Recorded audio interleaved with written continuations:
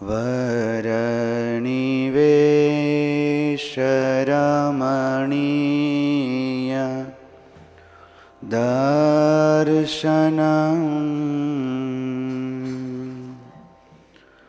मन्दहासरुचिरा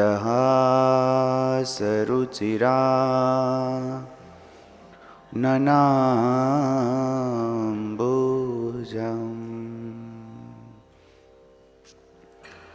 पूजितं सुरनरो तमेरमुदा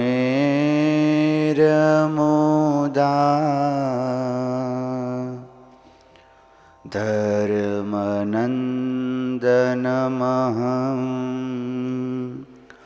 विचिन्तये।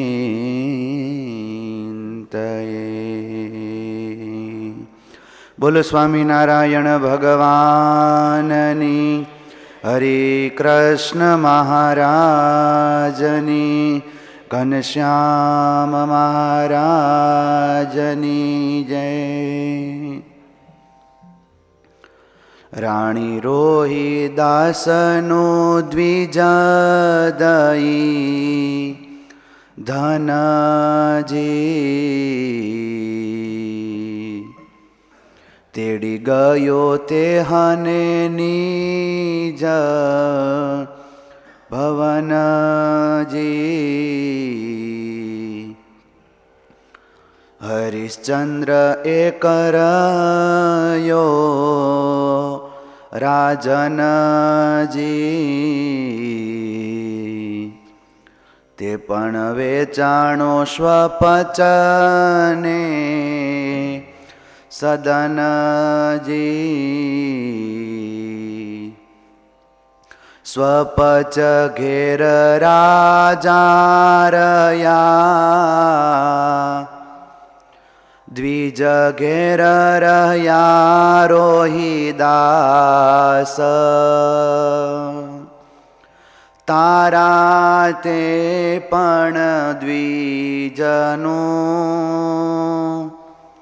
करे काम करे उल्लास।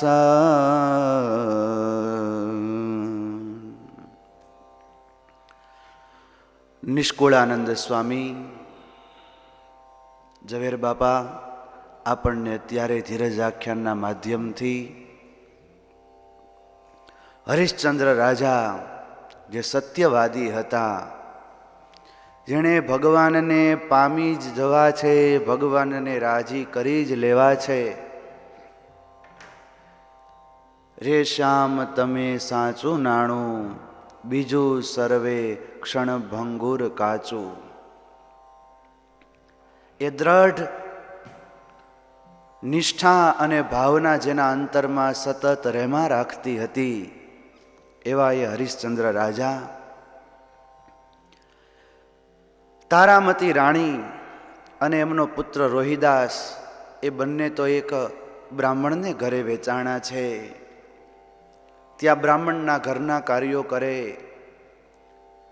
રોહિદાસ છે એ પણ નાજી નાના કુમાર છે, તો એ પેલા બ્રાહ્મણ બહારથી આવે ને એના પગ દાબી દે. પછી ગુલામ હતા, એને ખાવા માટે કાંઈ રસોડામાં સાથે બન્યું ન હોય, વધ્યું ઘટ્યું હોય ને એ જમી લે. નાનકડા રોહિદાસ એના અંતરમાં થોડું ઘણું દુઃખ થાય તો એની મા એને સમજાવે કે બેટા આપણે છે ને તારા પિતા એ તો સત્ય વ્રતમાં દ્રઢ રહેનારા છે. આપણે પ્રભુને રાજી કરવા માટે, આપણે કોઈ સામાન્ય વ્યક્તિ માટે નથી વેચાણા, પણ પેલા ઋષિ જે પરીક્ષા કરવા માટે આવ્યા હતા ને એ ઋષિની ટેકને જાળવવા માટે આપણે વેચાણા છીએ. માટે બેટા રડવાનું ન હોય, તું આનંદમાં રહે, આપણી સાથે ભગવાન ભેગા છે. એની મા એને આશ્વાસન આપે. આ બાજુ હરિશ્ચંદ્ર રાજા એની તો ખૂબ કઠિન પરિસ્થિતિ આજ આવીને ઊભી છે. એક સ્વપચને ઘરે વેચાણા છે. કહેતા એક સ્મશાનના ચોકીદાર, એમને એક માણસની જરૂર હતી. એ પણ તે કાશીની બજારમાં એક ગુલામને ખરીદવા માટે આવેલ અને એ રોહિદાસ એ હરિશ્ચંદ્ર રાજાને એ ત્યાંથી ખરીદી ગયા છે. ખરીદી અને લાવ્યા એટલે કામ સોંપ્યું કે તમારે સ્મશાનમાં તો ત્યાં બીજું શું કામ હોય, અહીંયા જેટલા મળદા આવે ને એ બધા જ મળદાનું ખાપણ લઈ લેવાનું અને મળદા દીઠ 1 પૈસાનો વેરો ઉઘરાવવાનો. એટલે સ્મશાનના જે દરવાજો હોય ત્યાં જ એ ચોકી નાખીને બેસે. અને એમાં એને કાશીનું સ્મશાન, ગંગાને કાંઠે, ત્યાં તો બધે બળતું જ હોય. હવે સારું છે, મોદી સાહેબે 2 વ્યવસ્થા કરી છે કે 2 ઘાટ ઉપર જ અગ્નિ સંસ્કાર થાય, એક મણિકર્ણિકા ઘાટ ને બીજો લગભગ હરિશ્ચંદ્ર ઘાટ. બાકીના ઘાટો ઉપર બધું બંધ કર્યું છે. એ હરિશ્ચંદ્ર રાજાને આજ સ્મશાનમાં અધમ કામ કરવું પડે. જેની એક સમાજમાં ખૂબ નામના હતી, કીર્તિ હતી, જેની પદ અને પ્રતિષ્ઠા એ લોકો એનાથી અંજાઈ જતા હતા. આજે એ જ હરિશ્ચંદ્ર રાજા એક સ્મશાનમાં ચોકી પહેરો કરવા માટે બેઠા છે. કોઈ પણ મળદું આવે ને વાટ જોઈને બેઠા હોય. મળદું ભાળી જાય નથી. આપણે ઘણા બાપાઓને ગામડામાં ટેવ હોય, ડેલીએ બેઠા હોય, કૂતરું ભાળ્યું નથી ને ઊભા થઈને પાણકો લઈને દોડે. એમ આજે આ હરિશ્ચંદ્ર રાજા એ તો એની ફરજ નિભાવવા માટે એ કોઈ મળદું આવે ને એટલે તરત ઊભા થઈ જાય. ડાઘુઓને કહે કે ઊભા રહો, પહેલાં મને આ મળદાનું ખાપણ આપી દો અને પછી 1 પૈસાનો વેરો આપો, પછી જ તમને હું ખીચડી પણ માંગે અને પછી જ હું તમને એ બાળવા માટે દઈશ. ત્યારે હરિશ્ચંદ્ર ધારી હૈયે જાય સૌથી મોરે મશાણ. એને એ પણ ધ્યાન રાખવાનું, કોઈ રાતે વયું ગયું હોય તો એને સવારમાં કોઈ વહેલા આવીને બાળી ન જાય વગર પૈસે. વહેલા ઉઠીને એને પહેલાં તો સ્મશાને દોટ જ મૂકવાની. દિયે દોટો લેવા લાગને વળી પાડે બહુ બુમરાણ. એમાંય વળી પાછા કોઈક વહેલા આવીને ચિત્તાને સળગાવી દે તો દોડતા આવે અને બૂમ પાડે, એ ઊભા રહો, પહેલાં મને ખાપણ આપો, પછી પૈસો આપો અને પછી જ હું તમને બાળવા દઈશ. એમ હરિશ્ચંદ્ર રાજા એ ડાઘુઓની સાથે પણ ઝઘડો કરે છે. ખાપણ અને પૈસો લઈને પછી જ હું તમને બાળવા દઈશ, આ વગર હું તમને બાળવા નહીં દઉં. એક તો કાશી જેવું મોટું શહેર, મોટા શહેરમાં વસ્તી જાજી, મોટા શહેરમાં જાનઈ એટલી નીકળતી હોય ને સ્મશાન યાત્રા તો એ તો રોજ નીકળતી હોય. ગંગા કિનારે લાઈનો લાગે, અત્યારે લાઈનો લાગેલી હોય છે. ગામડે સ્મશાન થઈ ગયા તોય. અને એ વખતે તો ભાઈ સુરતનું જમણ ને કાશીનું તેદુનું વખણાતું. આ તો એ તો ભાઈ એ જૂનો જમાનો અને બધાના અંતરની અંદર ભાવનાઓ જ હોય કે અમારે તો ગંગા કિનારે જ બાળવા છે. અત્યારની જેમ કાંઈ નહોતું જ્યાં ઝટ પત્તા હો. તો એ તો બધાને આ વિધિ વિધાનમાં ને એમાં ખૂબ ઊંડી રસ, શ્રદ્ધા અને ભાવનાઓ હતી. સ્વામી કહે મોટું શહેર મારે ઘણા બાળે એકાએકાથી અળગા હંમેશા ઉઠી દીએ હડિયો નિરાત લવલેશ નહીં. રોજ હડિયા પાટી જ કરે, ખાવા પીવાનો પણ સમય મળે નહીં. પણ એ હરિશ્ચંદ્ર રાજાનો એ રાજા હતા છતાંય એનામાં રહેલો નમ્રતાનો ગુણ અને પોતે નિરઅભિમાની રાજા હતા. મહારાજે પણ આપણને વચનામૃતમાં વાત કરીને કે ઉકા ખાચરની જેવું સેવાનું અંગ પડે. કારણ કે કૂતરાએ બગાડ્યું, બધાય વાતો જ કર્યા રાખે કે અહીંયા કૂતરાએ બગાડ્યું, પણ આજ ઉકા ખાચર એણે સાફ કરી નાખ્યું કે મારા મહારાજના સંતો નીકળશે, મારા મહારાજના ભક્તો નીકળશે, એની દ્રષ્ટિમાં કોઈ મલિનતા ન રહે ને એટલા માટે હું આ સ્વચ્છ કરું. આજ હરિશ્ચંદ્ર રાજાને પણ એટલું અભિમાન વગરનું એનું જીવન જોયું. આજ પણ વિશ્વામિત્ર ઋષિ તો એની પરીક્ષા કરી રહ્યા છે કે ગમે એમ કરીને હરિશ્ચંદ્ર રાજાને મારે પરીક્ષા કરી અને એને પાછા તો પાડવા જ છે. હરિશ્ચંદ્ર રાજા એ કામમાં તો લાગ્યા એટલે ઋષિ પોતે સર્પ બન્યા અને હરિશ્ચંદ્ર રાજાનો કુંવર જે રોહિદાસ પેલા બ્રાહ્મણને ત્યાં હતા એ ત્યાં પુષ્પ ચૂંટવા માટે સવારે જાય છે. તો જ્યાં રોહિદાસ પુષ્પ ચૂંટવા માટે જાય એ વખતે એ વિશ્વામિત્ર ઋષિએ કાળો સર્પ બની અને એના પુત્રને દંશ્યા છે. ત્યાંને ત્યાં જ એ રોહિદાસ કુંવરનું પ્રાણ પંખેરું ઉડી ગયું. આ બાજુ પેલા ભૂદેવને ખબર પડી કે મારે ત્યાં કામ કરનારો પેલો ગુલામ છે એ મરી ગયો. એટલે એણે નોકરોને કહ્યું કે જાઓ તમે અત્યારે ને અત્યારે એને બાળી આવો એટલે પૂરું થાય. આ બાજુ એની નનામી બની એને ખાપણ ઓઢાડ્યું અને એ કુંવરને પેલા ડાઘુઓ લઈ અને સ્મશાને આવે છે. જ્યાં સ્મશાને બહાર પહોંચ્યા એટલે હરિશ્ચંદ્ર રાજા તો ચોકી પેરામાં હોય જ.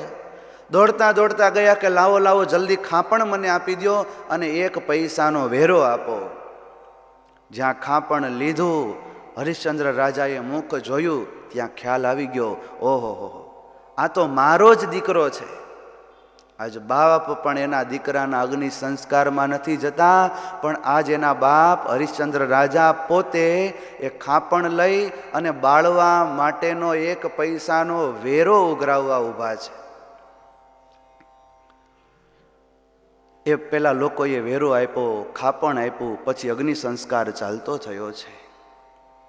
પણ ઋષિને હજી પરીક્ષા કરવી છે એટલે ઋષિ પોતે એક રસ્તે ચાલનાર સામાન્ય માણસની જેવા બન્યા અને ત્યાર પછી એ પેલા તારામતી રાણીને કહ્યું કે રાણી, તમારો કુંવર તો મૃત્યુ પામ્યો છે, એના અત્યારે સ્મશાનમાં અગ્નિ સંસ્કાર થાય છે ગંગા કિનારે, તો તમે જલ્દી જાઓ અને છેલ્લે છેલ્લે એનું મોઢું તો જોઈ લો.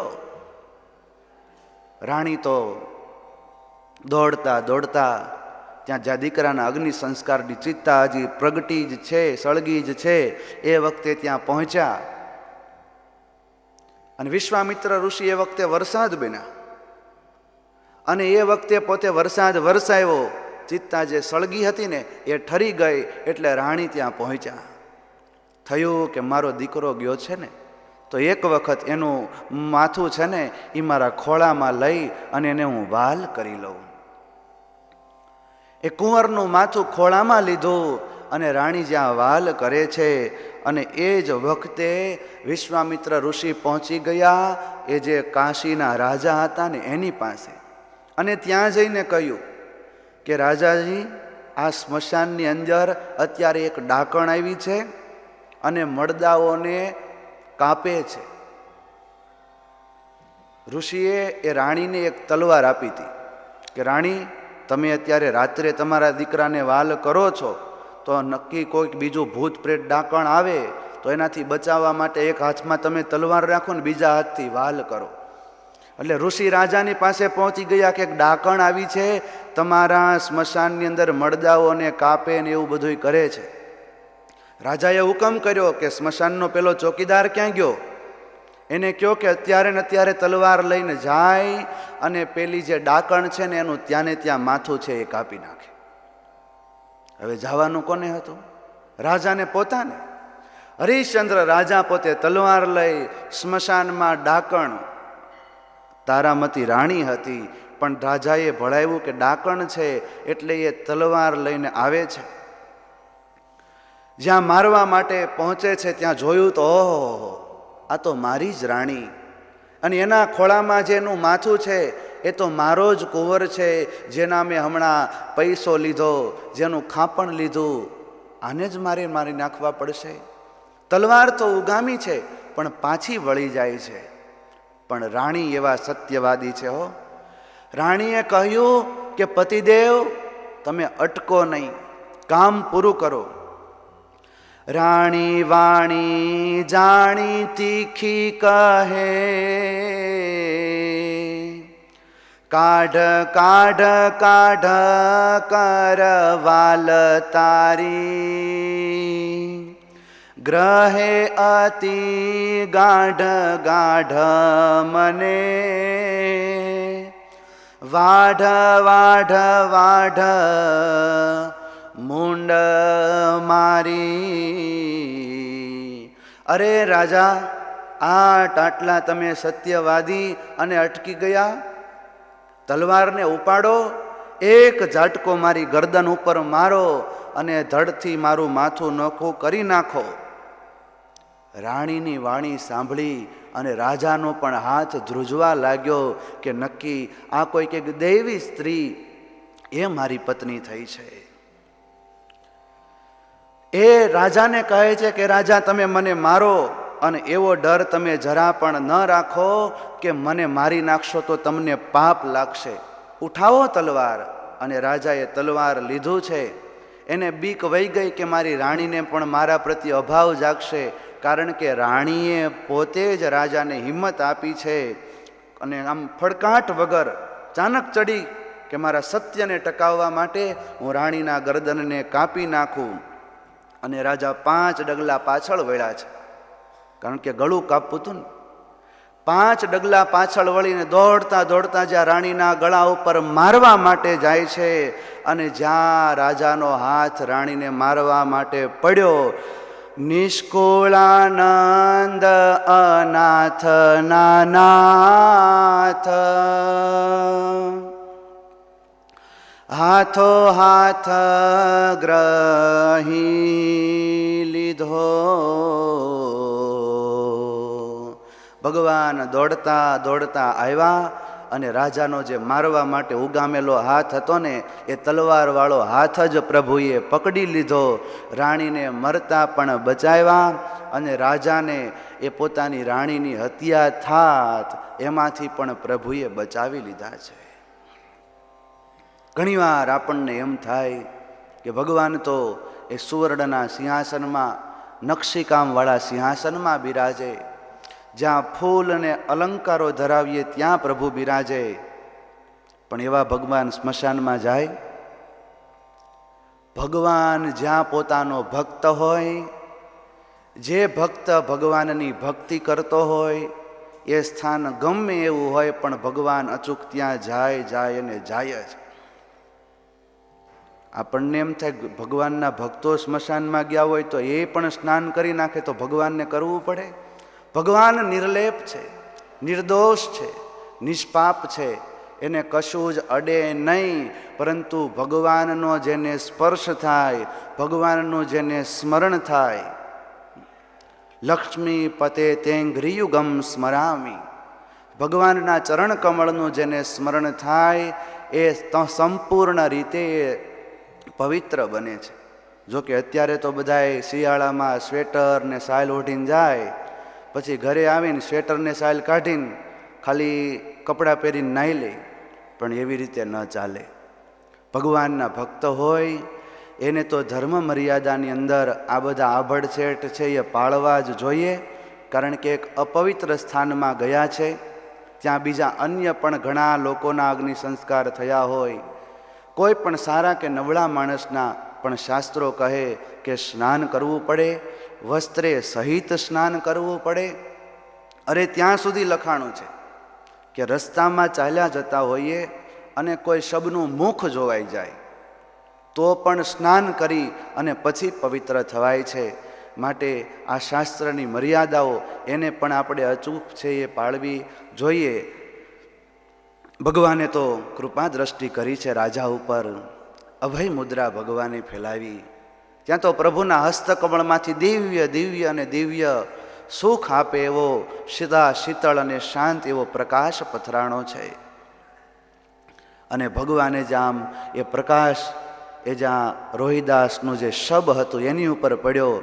રોહિદાસ કુંવર જીવતા થયા, બેઠા થયા. રાણી છે એ તો બેઠા જ હતા, અને રાજા છે એ ત્રણેય આજ એક લાઈનમાં બેસી અને પ્રભુના દર્શન કરી રહ્યા છે. અને એ જ વખતે હરિશ્ચંદ્ર રાજા ઊભા થઈને પ્રભુના ચરણમાં નમી પડ્યા કે હે પ્રભુ, આ મેં તમને રાજી કરવા માટે સત્યવ્રત પાળ્યું છે, પણ આમાં કંઈ ખામી રહી હોય તો કૃપા કરજો. પ્રભુએ કહ્યું કે તમારામાં કોઈ પણ પ્રકારની ખામી નથી. ખામી રહી હોય તો આ વિશ્વામિત્ર ઋષિની હશે, કારણ કે એણે તમારા કેવી કેવી કસોટી કરી. વિદ્યાર્થીઓને પણ એવું થાય ને, સુપરવાઇઝર કડક આવી ગયા હોય તો પછી ગમે એટલી તૈયારી કરીને ગયા હોય, હોશિયાર પણ હોય, પણ સુપરવાઇઝર આવીને બે શબ્દો એવા બોલી જાય કે આમ કરજો ને તેમ કરજો, તો પરીક્ષા ખંડમાં બેઠેલો વિદ્યાર્થી એ માનસિક રીતે ડઘાઈ જાય તો કદાચ પેપરમાં ઓછા માર્ક આવે ખરા. પણ ભગવાને કહ્યું કે તમને સુપરવાઇઝર તમારી પરીક્ષા લેનારા ખૂબ કડક હતા, પણ તમે એમની એક એક કસોટીમાંથી સરળપણે બહાર પડી ગયા છો. અને આજ હું પણ તમને રાજી કરવા માટે આવ્યો છું. હું તમારી ઉપર ખૂબ પ્રસન્ન છું. તમે તમારી કસોટી એ નિર્વિઘ્નપણે પૂર્ણ કરી છે. અને એ વખતે પ્રભુએ કહ્યું કે હવે તમારે જે કંઈ મારી પાસે જોતું હોય એ મારી પાસે માગો. અને એ વખતે હરિશ્ચંદ્ર રાજા એટલું બોલ્યા કે હે પ્રભુ, જો તમે મારી ઉપર પ્રસન્ન થયા હો ને, એમ કરતા હોય આપવું તો માગું છું મારા શ્યામ. અમે અમારી રયત સહિત તેડી રાખો તમારે ધામ. હે પ્રભુ, તમે મારી ઉપર પ્રસન્ન થયા છો, અને જો તમારે માગ આપવું જ હોય તો અમારું આ સારા એ પરિવાર સહિત હે પ્રભુ તમારા ધામમાં નિવાસ આપજો. પણ બાકી પ્રભુ અમારે કંઈ જોતું નથી. અને પ્રેમાનંદ સ્વામીએ એ જ પ્રાર્થના કરી કે તમારી મૂર્તિ વિના મારા નાથ રે બીજું મને આપશો માં. નિષ્કુળાનંદ સ્વામીએ જે જે આખ્યાન લખ્યા ને, પછી એની નીચે ઉપસંહારની કડીઓ લખી છે કે જેને આવી ભક્તિ કરવી હોય એણે પોતાના જીવનમાં રહેલો કયો દોષ દૂર કરવો.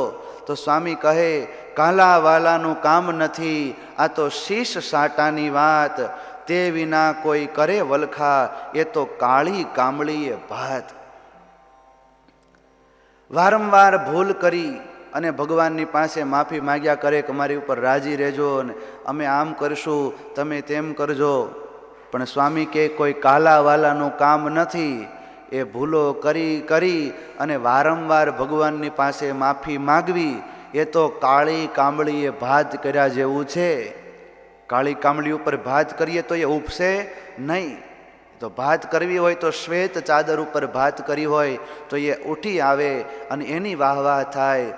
સ્વામી કહે કે જેણે આવી રીતે ભગવાનને રાજી કરવા હોય એણે તો લસણના ક્યારામાં ગમે એટલું તમે અમૃત નાખો તો એ લસણના ક્યારામાંથી ક્યારેય અમૃતની સુગંધ આવે નહીં. એ તો લસણ ગંધાય, એ ફોલો તો બીજાની દુર્ગંધ આવે, અને ખાય તોય બીજાને દુર્ગંધ આવે.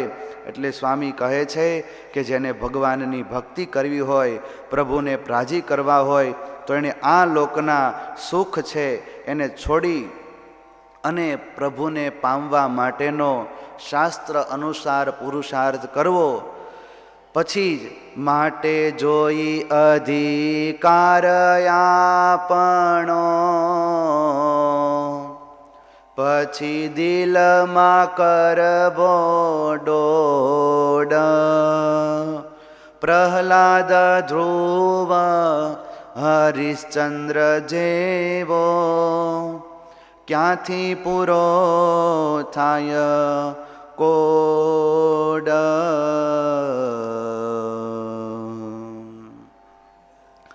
કોઈ મોંઘી વસ્તુ કોઈ ખરીદતું હોય અને આપણી પાસે 1 પૈસો હોય અને બીજી કાંઈક 1 પૈસો હોય એટલે આપણી પાસેની બીજી પ્રોપર્ટી એવી 1 પૈસા જેવી જ હોય.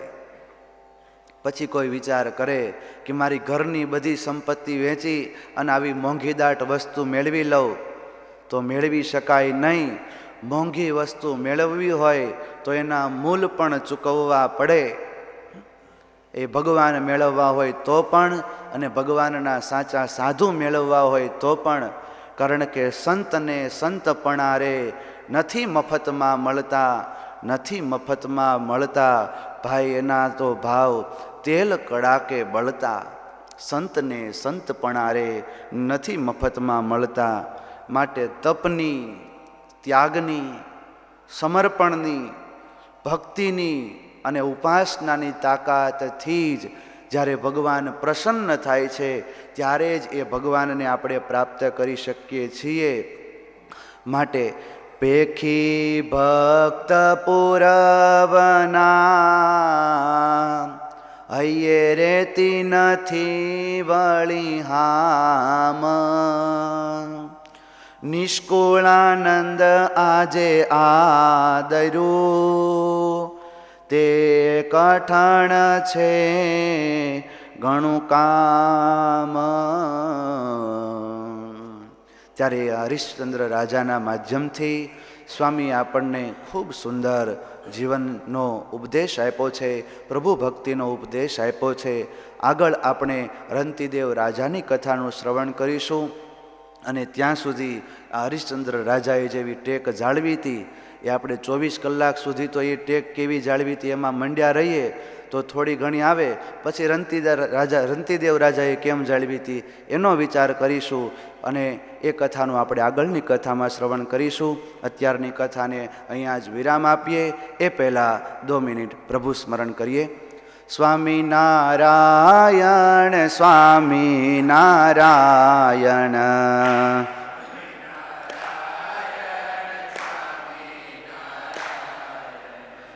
સ્વામિનારાયણ સ્વામિનારાયણ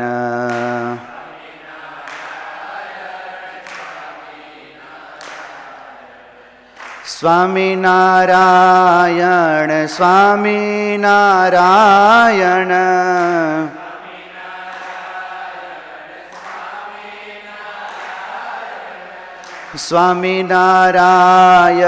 સ્વામિનારાયણ સ્વામિનારાયણ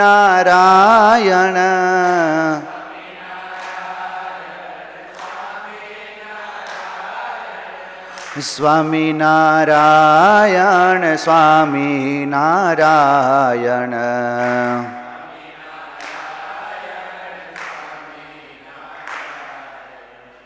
સ્વામિનારાયણ સ્વામિનારાયણ